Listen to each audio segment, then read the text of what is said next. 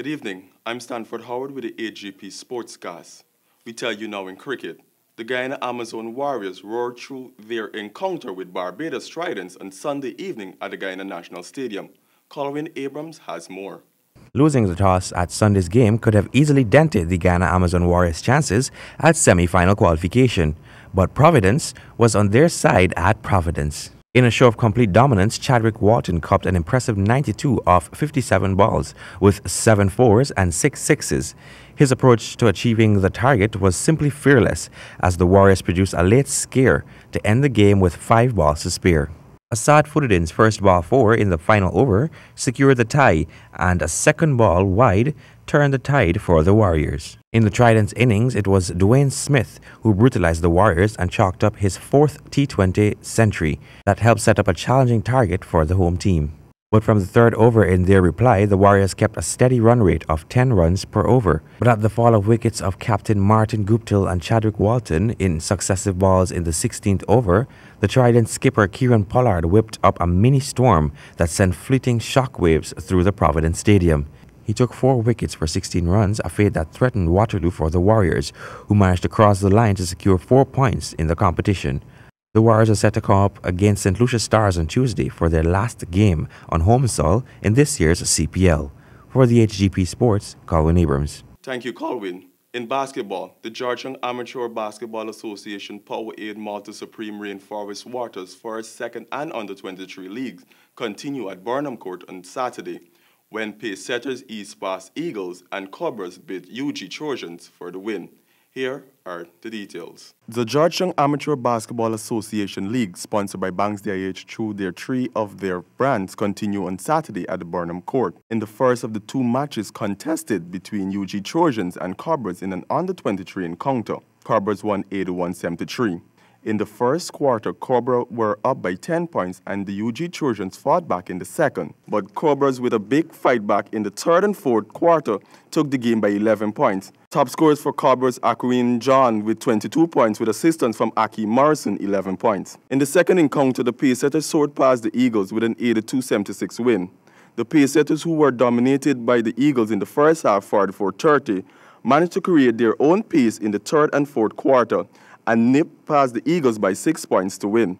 Top scorer for the Pacesetters were Marvin Durant with 21 points and Quincy Dos Santos with 14 points.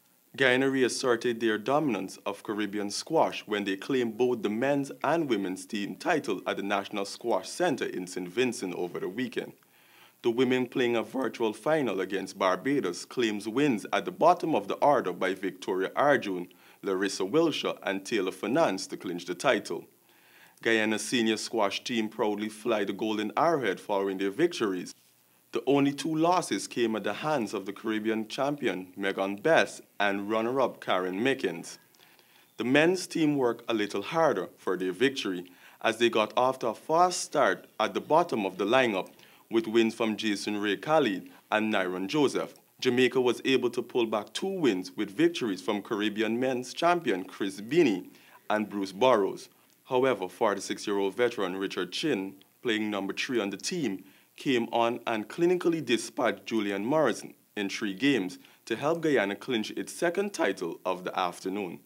In football news, the Corona Invitational Football Tournament continued on Friday evening at the Georgetown Football Club with 3 exciting matches. Here are the details. The first match was between Police Sports Club and Black Pearl, who both suffered losses in their previous games.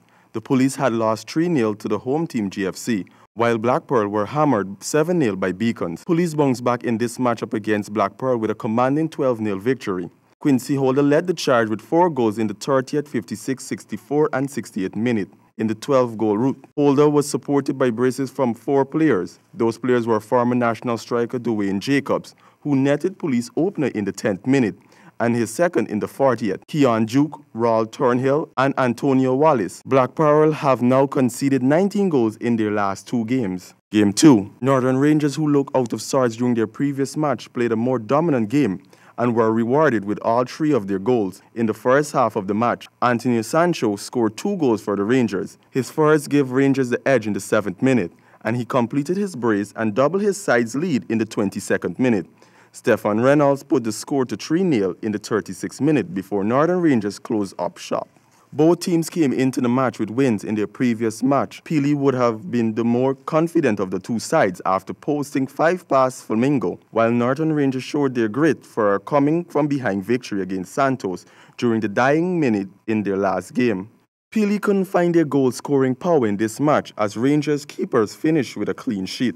The third and final match of the night began at 21 hours. Santos were seeking to rebound following their disappointing loss to Northern Rangers in the third round, in which they create numerous chances, while Rhythm Squad previously encountered saw a come-from-behind victory in spite of squandering numerous opportunities, as well as a youthful Eastville side. A goal-filled encounter was anticipating for this match, based on the number of chances both sides created in their matches.